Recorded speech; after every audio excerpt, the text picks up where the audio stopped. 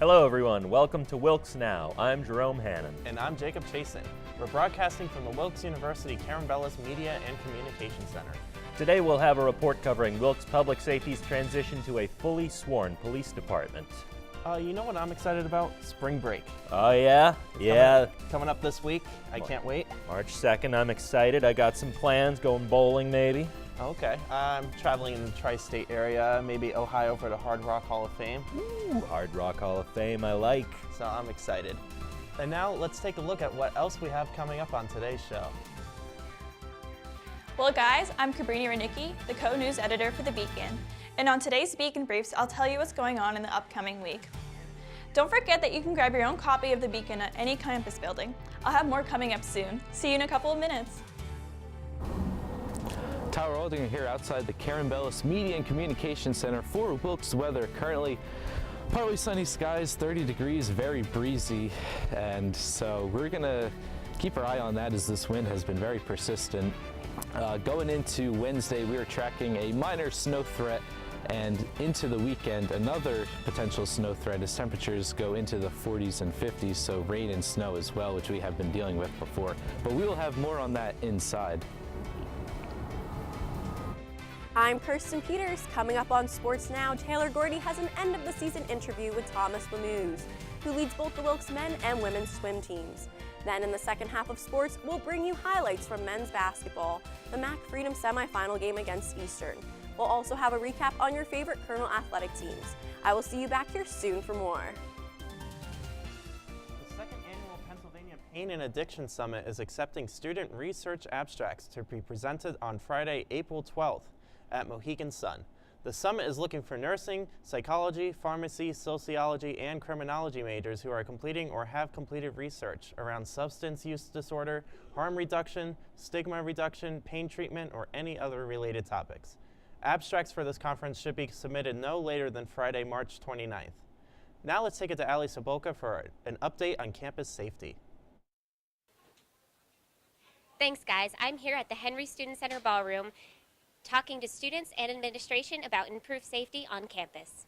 Yes, I've been the president here for 7 years, and from day one we've been looking at ways to continue to evolve our public safety department so that we can ensure to the extent possible the safety and security of all of our students and faculty and staff. And right now we're evolving to the end of a process which will convert our public safety department into a private police force.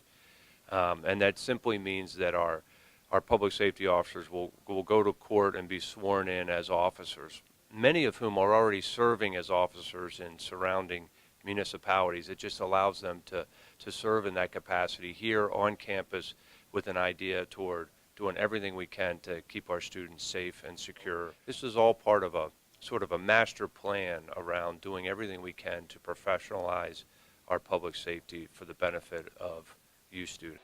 In recent years, public safety has been working to improve safety on campus. So it's not really anything new. It's just a slight change in title for the most part, from public safety to a sworn police department.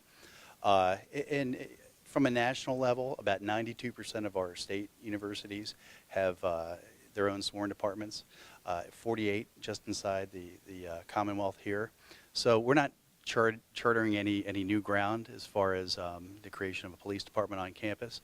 And of course all the benefits that we have with something like creating a university police department really bears fruit in things like access to criminal databases, knowing if someone that we encounter on campus is wanted, what kind of criminal history they have, all those sort of things that we really tie into creating a larger safety net for the campus as a whole. We've increased the number of cameras on campus. We've increased a lot of our access to buildings and changing things around with that. We brought out last year a public safety app called Wilkes Shield, where you're able to report either anonymously or in person incidents that occur on campus. It can be concerning behavior, bullying, criminal events, all those sort of things. We've also hired, we have a full staff now of officers that are out on campus and very present and engaging with people. So I think those sort of things are what we're focusing on in the next year. And those are some of the changes you can expect from public safety on campus this year. From Wilkes Now, I'm Allie Cibulka. Back to you guys at the... Thanks, Allie. The Office of Student Development is now hiring student coordinators for first-year student orientation this summer. To find information on position descriptions and the required qualifications, visit wilkes.edu/orientation. Now let's take it over to Cabrini for this week's Beacon Brief. Welcome to the Beacon Briefs. I'm Cabrini Renicki, the co-news editor for the Beacon here at Wilkes. Here's what's going on. The university will be hosting the 72nd Annual Pennsylvania Intercollegiate Band Festival over spring break. The festival, which will be held from March 8th to March 10th, will be hosted by the university's Civic Band. Student musicians from 28 colleges across the state will come to the school to rehearse under Major Michelle Rakers, a former assistant conductor of the U.S. Marine Band. On Thursday, February 28th, the Allen Hamilton Dickinson Spring Rider Series will be hosting author Dave Eggers. Eggers will be speaking with student teachers and creative writing students from 1 p.m. to 5 p.m. in the Kirby Hall Salon. Eggers will also be offering a keynote address and book signing at 7:30 p.m. in the Dorothy Dixon Dart Center. In other news, Alan P. Kirby Center is collecting items for Roots Place, a women's shelter in Wilkes-Barre. Items needed include feminine products and personal hygiene items. Items can be dropped off at the Ellen P. Kirby Center, the Farley Library, University Towers, Public Safety, and the lobby next to Starbucks, as well as the lobby of the Sub. Thanks for checking in, guys. That's all I have for today. I'm Karina Renicki, and this is Beacon Briefs. Now let's get back to the studio. Election season for next year's student government is almost here. Petitions for any first-year, sophomore, or junior students seeking candidacy for class president, vice president, secretary, treasurer, or representative for the 2019-2020 school year will be available outside the student government office in the Henry Student Center Lounge starting Wednesday, February 20th. All petitions for any office will be due by 5 p.m. on Friday, March 1st. Petitions must also have attached a typed letter of intent signed by the candidate. For more information on campaigning, elections, or petitioning, please email gregory.chang@wilkes.edu. Now let's check in with the Sports Now team for this week's coach interview. Here with us today, we have head swim coach Tom Lemuse. How are you feeling today? Doing well, thanks. I have a few questions for you. Hopefully they're not too crippling. What is your coaching experience outside of Wilkes? And do you mind sharing what made you want to coach? Yeah, absolutely. So I started my coaching just after college at Ursinus College. I was doing some lab work there and just, went into the coach's office and, just to see if it needed some help and ended up doing like 2 years of sort of volunteer coaching with them and fell in love with it there. Got into some club coaching, so I was working with younger kids for from like 2010 to 2013, and then around that time I got finally got like a full-time college coaching job at Swarthmore College. I was an assistant coach there, so I was there for 3 years, and then was down in Tennessee last year at a small school called Sewanee, and was coaching down there. My fiance lives in Philadelphia, and so I was looking for head coaching jobs. Wilkes came up, and is close to Philadelphia, and that being close to Philadelphia isn't the only reason I came here. I mean, I really sort of fell in love with the campus. We got a great pool to use over at the Wyoming Valley CYC. Yeah, I've seen that pool. I wanted to dip in there a couple of times. Yeah, it's nice, and and I really liked sort of the feel of the athletic department, other staff members I met, and just feel the school was right. What would you say is your favorite part about coaching? Swim. It's definitely the interaction with the kids, the students. I call them kids.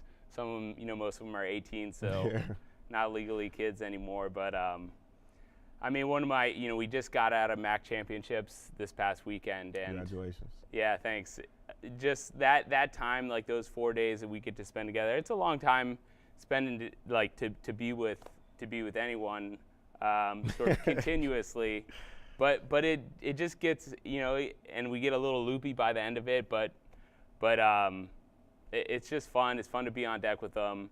watch them swimming fast, and having a good time at a meet like that at the end of the season.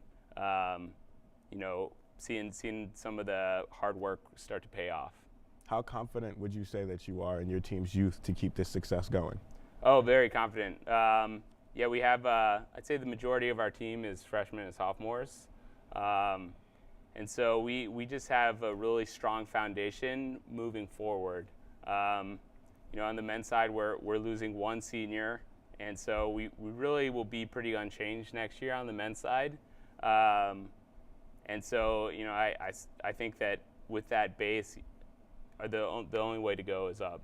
I mean, that's where we're headed. That's a great way to look at it. In almost every college sport, there is a baseline type of test or conditioning test. What are the requirements to be coached by you? Sure. Well, with swimming, it's I feel like safety is probably the most important part of that. Really? Baseline test. Drowning is is a real issue, and so I think having swimmers that can sort of successfully complete a practice. Our roster isn't huge now, so I'm willing to accept people on the team that may not be scoring at conference champs, may not be scoring at dual meets, but if they're going to put the work in practice, I'm happy to have those people onto the team. I think they can have really big impacts on sort of the makeup of the team and just the sort of the culture of the program. So really just a safety issue, making sure you can get down the pool safely. I'd say ability to compete in the 4 strokes, complete the 4 strokes. So there's 4 strokes in swimming, and so being able to swim all of those and then do you got to be able to do the turns and starts and other sort of technical aspects of the sport too.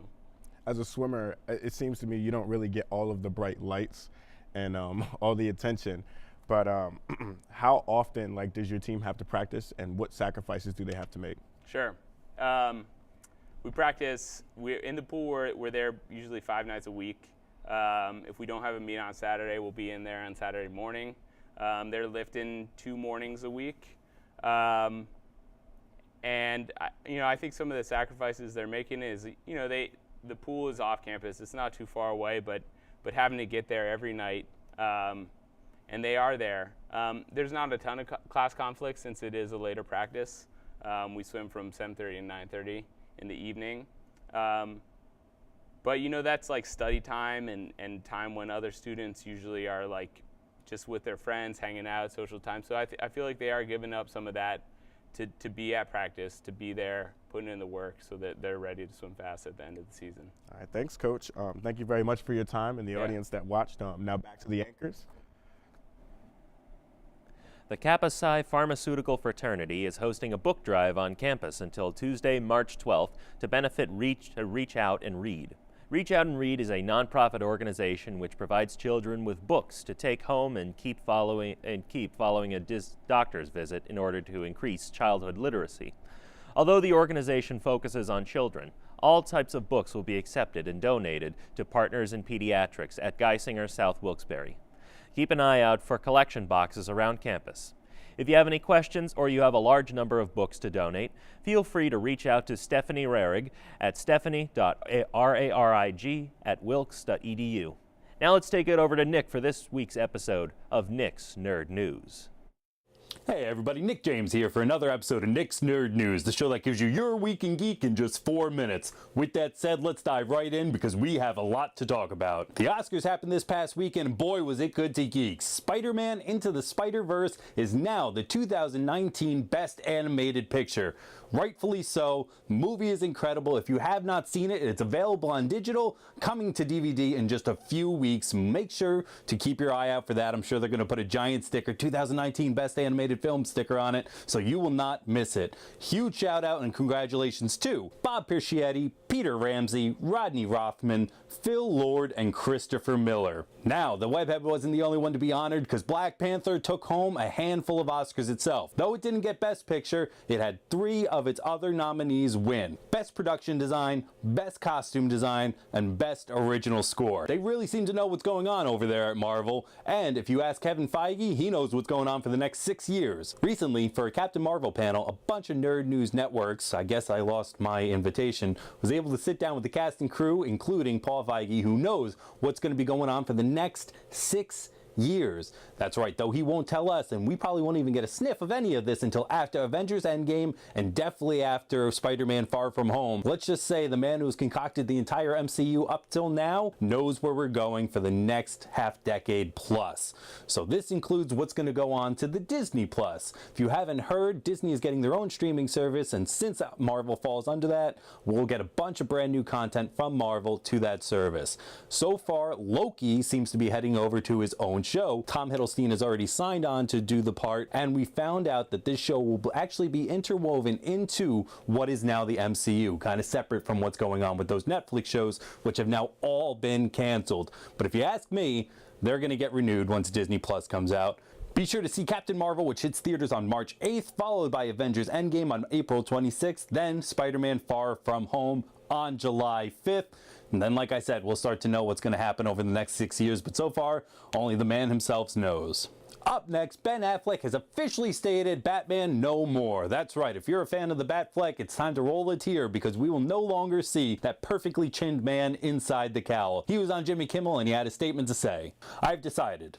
I tried to direct a version of it, worked with a really good screenwriter, but couldn't come up with a version. Couldn't crack it. So I thought it was time to let someone else take a shot at it, and they got someone really good people. So if you like Ben Affleck in Batman v Superman or Justice League, sad to say, no more. What's going to go on with DC and their movies trying to come together? I think that's all done. We will get solo movies from here on out, but who should play the Batman? You heard it here first. I'm going to go with my pick of Richard Madden. That's right, you may know the Game of Thrones star. Cinderella, he was also Prince Charming in, but I think he would fill the bat shoes perfectly. What do you think? Let us know in the comments down below. And finally, Star Wars Episode 9 has officially wrapped. That's right, the ending of the movies that will include the Skywalker saga has officially done with principal photography. J.J. Abrams took to Instagram, posted this photo, and had this to say. It feels impossible, but today wrapped photography on Episode 9. There's no adequate way to thank this truly magical crew and cast. I'm forever indebted to you all. Now, we have not gotten a name to what Episode 9 will be, Star Wars 9 blank. But we are set to find out possibly on Star Wars Day, which is the best way to do it. For those who do not know, May the 4th, like May the 4th, May the 4th is Star Wars Day, and that's when we're finding out the name. Possibly, let's hope so, because that movie doesn't come out all the way till December 20th. All right, everybody, that's all the time I got for you today. Be sure, if you want to stay up with all things Nick's Nerd News, to follow me on Twitter. That's right, I got one of those, Nick's Nerd News 1. Follow me there, but of course, make sure to subscribe down below as well. We will be right back with more Wilkes Now after this short break.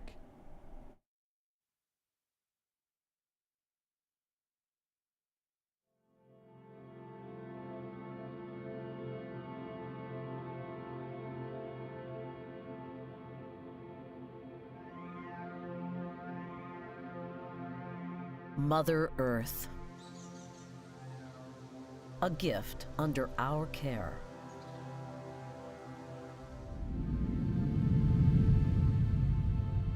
Let's not go back.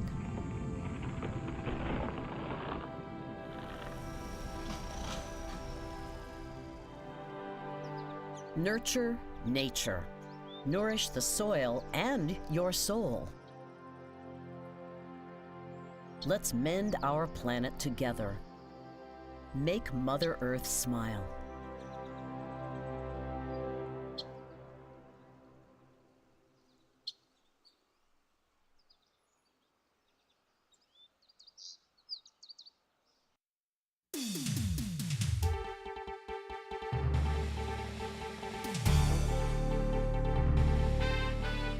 Welcome to Sports Now. I'm your host, Kirsten Peters.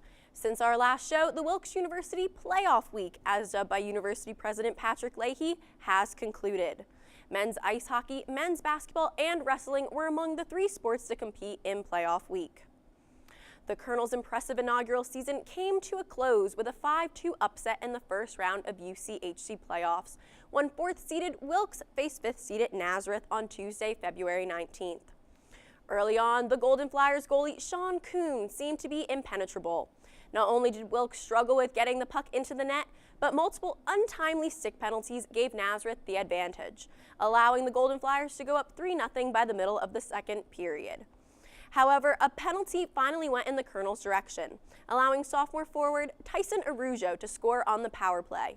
Arujo's goal came with a bit of luck, as freshman forward Donald Flynn's shot deflected off of Arujo's stick and into the net.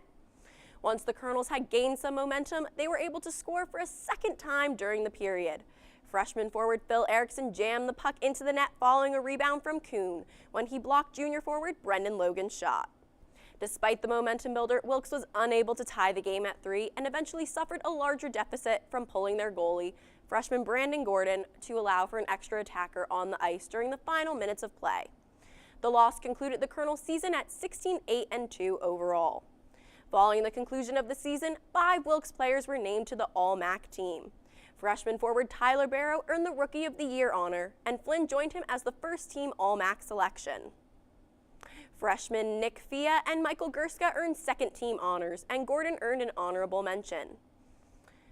"I'm extremely proud of our team," said Wilkes head coach Brett Riley, reflecting on the success of Wilkes' inaugural season.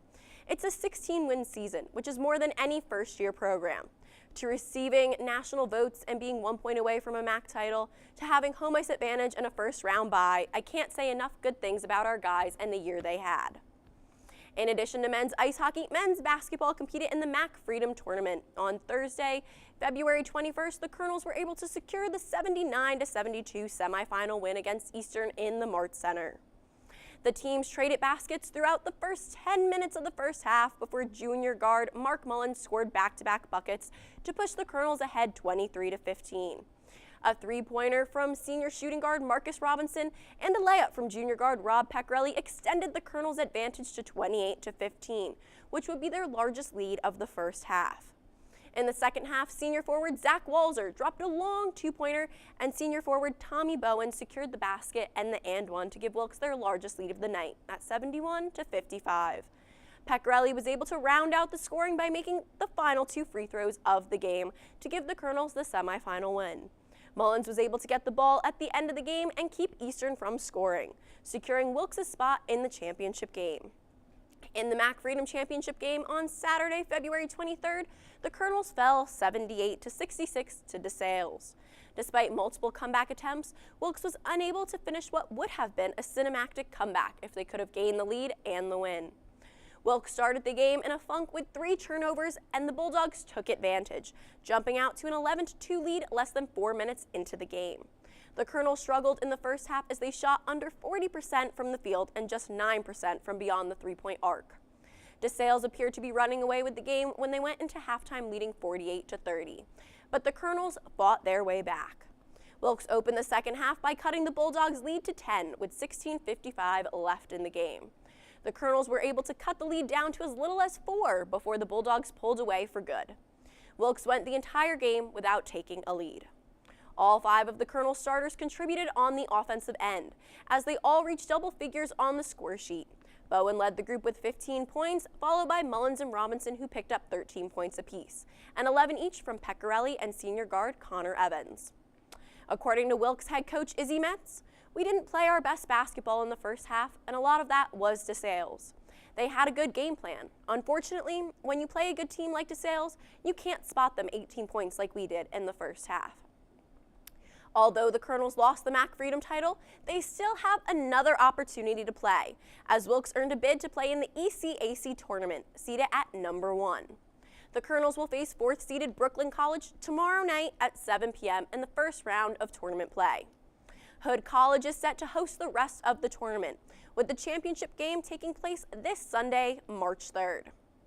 Not only were men's ice hockey and men's basketball involved in playoff contests, but wrestling competed in the NCAA Division III Southeast Regional Championship.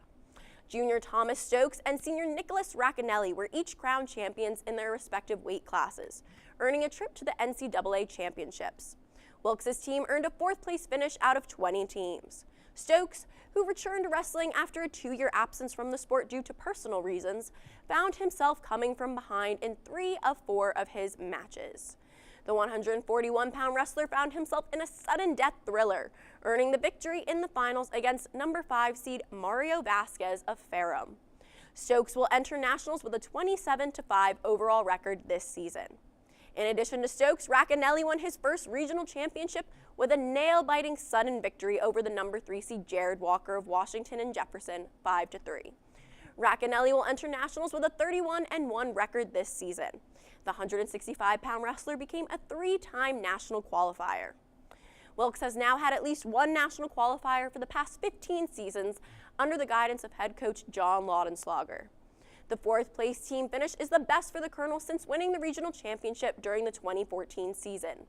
Stokes and Racanelli took home the first individual regional title since the 2015 season when 2 Colonels placed first. In order to read features on each of these 3 sports, be sure to pick up your Beacon newspaper around campus, as the Beacon printed an exclusive 12-page edition dedicated solely to playoff week. The Beacon's playoff MVPs for the week can be found on pages 4 and 5. That's all I have today on our exciting playoff week. I'm Kirsten Peters, and we'll be right back after this public service announcement. One simple thing to do is take the pledge to go and get screened for the cancers that might affect you. So stand up, cancer, and take the pledge at GetScreenedNow.org. It only takes a minute to take care of yourself, And nothing rhymes with org. Nope, nothing rhymes with org. Who wrote this?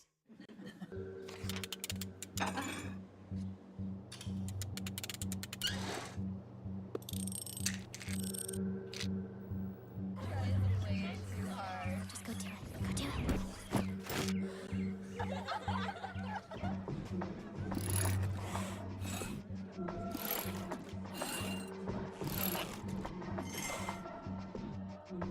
If you're not in control, then who is? Live above the influence.